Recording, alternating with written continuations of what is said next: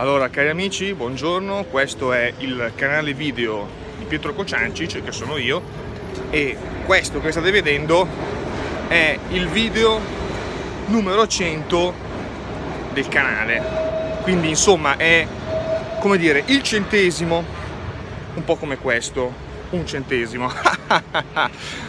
Possiamo dire che questo centesimo è lo sponsor ufficiale del video, la mascotte, diciamo, una moneta tanto bistrattata ma che è come dire, in grado di offrirci dei grandi espedienti comici come quello che abbiamo appena visto io e voi che state guardando il video.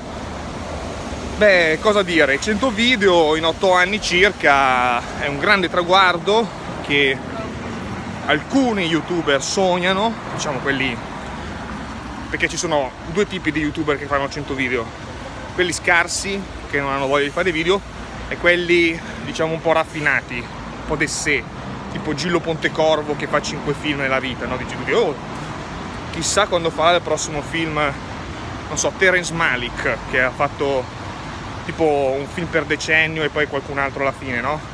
Un po' più contigui.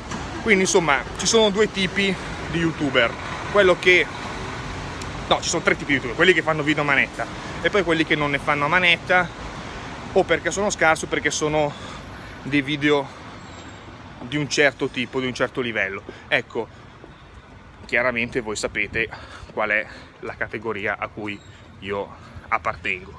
Dunque, 100 video e ci aspettiamo per il 200° video con, non più con la moneta da 1 centesimo, ma con la moneta da 2 centesimi.